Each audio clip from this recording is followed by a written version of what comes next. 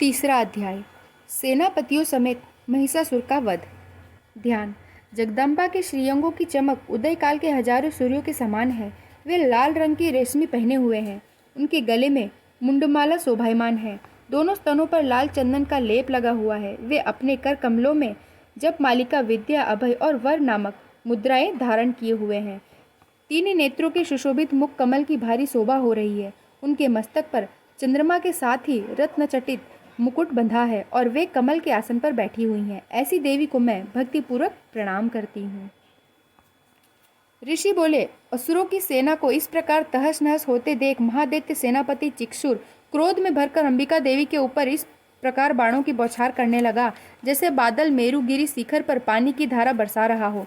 तब देवी ने अपने बाणों से उनके बाण समूह को अनायासी काटकर उसके घोड़ों और सारथी को भी मार डाला। साथ ही उसके धनुष तथा अत्यंत ऊंची ध्वजा को भी तत्काल काट गिराया। धनुष कट जाने पर अंगों को अपने बाणों से भींद डाला। धनुष, रथ, घोड़े और सारथी के नष्ट हो जाने पर वह असुर ढाल और तलवार लेकर देवी की ओर दौड़ा। उसने तेज धार वाली तलवार से सिंह के मस्तक पर चोट करके देवी की भी बाईं भुजाओं में बड़े वेग से प्रहार किया। राजन, देवी के बाहु पर पहुंचते ही तलवार खंड खंड होकर गिर पड़ी। फिर तो क्रोध में लाल आंखें किए उस राक्षस ने शूल हाथों में लिया और भगवती भद्रकाली के ऊपर चलाया।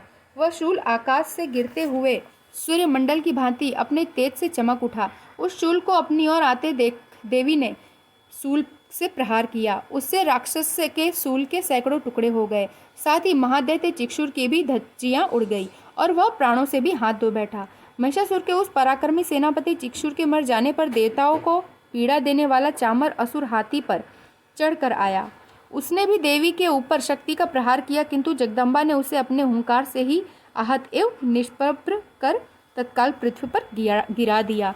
शक्ति को टूटा देख चामर बड़ा क्रोधित हुआ। अब उसने शूल चलाया, किंतु देवी ने उसे भी अपने बाणों द्वारा काट डाला। इतने में ही देवी का सिंह उछलकर हाथी के मस्तक पर चढ़ बैठा और उस दैत्य के साथ खूब जोर का बाहुयुद्ध होने लगा। वे दोनों लड़ते लड़ते हाथी से पृथ्वी पर आ गए और अत्यंत क्रोध में भरकर एक दूसरे पर बड़े भयंकर प्रहार से करते हुए लड़ने लगे। तत्पश्चात सिंह बड़े वेग से आकाश की ओर उछला और उधर से गिरते समय उसने पंजों की मार से चामर का सिर धड़ से अलग कर दिया। इसी प्रकार उदग्र भी शील और वृक्ष आदि की मार खाकर रणभूमि में देवी के हाथ मारा गया तथा कराल भी दांतों, मुक्कों और थप्पड़ों की चोट से धराशायी हो गया। क्रोध में भरी देवी ने गदा की चोट से उद्दत का कचूमर ही निकाल डाला। भिंदीपाल से बासकाल को तथा बाणों से ताम्र और बंधक को मौत के घाट उतार दिया। तीन नेत्रों वाली परमेश्वरी ने शूल से उग्राशय, उग्रवीर्य तथा महाहनु नामक दैत्य को मार डाला। तलवार की चोट से विडाल के मस्तक को धड़ से अलग कर दिया। दुर्धर और दुर्मुख इन दोनों को भी अपने बाणों से मृत्युलोक भेज दिया। इस प्रकार अपनी सेना का सर्वनाश होता देख महिषासुर ने भैंसे का रूप धारण करके देवी के गणों को त्रास देना आरंभ किया। किन्हीं किन्हीं को पूंछ से चोट पहुंचाकर, कुछ को सींगों से विदीर्ण करके, कुछ को वेग से, किन्हीं को भीषण नाद से, कुछ को चक्कर देकर, कितनों को निश्वास की वायु के झोंकों से धराशायी कर दिया। इस प्रकार गणों की सेना को गिराकर वह असुर महादेवी के सिंह को मारने के लिए झपटा। इससे जगदम्बा को बड़ा ही क्रोध हुआ। उधर महापराक्रमी महिषासुर भी क्रोध में भरकर धरती को खुरों से खोदने लगा तथा अपने सिंगों से ऊंचे ऊंचे पर्वतों को उठाकर फेंकने और गरजने लगा। उसके वेग से चक्कर देने के कारण पृथ्वी क्षुब्ध होकर फटने लगी। उसकी पूंछ से टकराकर समुद्र सब ओर से धरती को डुबोने लगा। हिलते हुए सिंगों से प्रहार से विदीर्ण होकर बादल के टुकड़े टुकड़े हो गए।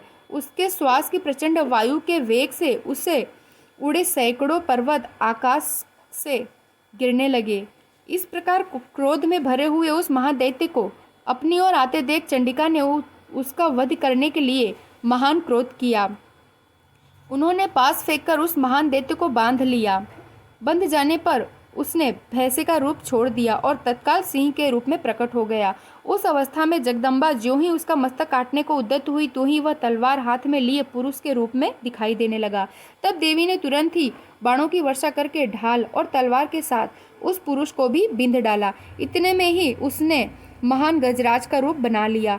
तभी अपनी सूंड से देवी की विशाल सिंह को खींचने और गरजने लगा। खींचते समय देवी ने तलवार से उसकी सूंड काट डाली। तब उस महादैत्य ने पुनः भैंसे का शरीर बना लिया और पहले की ही भांति जड़ चेतन सब प्राणियों सहित तीनों लोकों को व्याकुल करने लगा।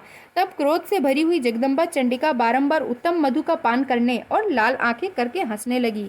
उधर वह बल और पराक्रम के मद से मत्त हुआ राक्षस अपने सिंगों से चंडी के ऊपर पर्वतों को फेंकने लगा।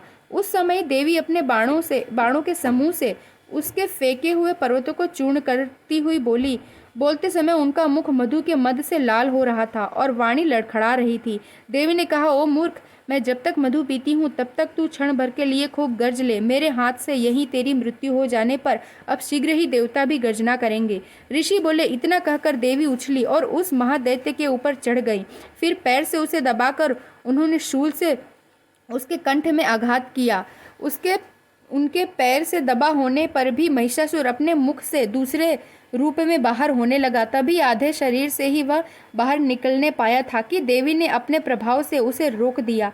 आधा निकला होने पर भी वह महादैत्य देवी से युद्ध करने लगा। तब देवी ने बहुत बड़ी तलवार से उसका मस्तक काट गिराया। फिर तो हाहाकार करती हुई दैत्यों की सारी सेना भाग गई तथा संपूर्ण देवता अत्यंत प्रसन्न हो गए। देवताओं ने दिव्य महर्षियों के साथ दुर्गा देवी की स्तुति की। गंधर्व गान करने लगे तथा अप्सराएं नाचने लगी। इति महिषासुर वध नामक 3रा अध्याय समाप्त। जय माता दी।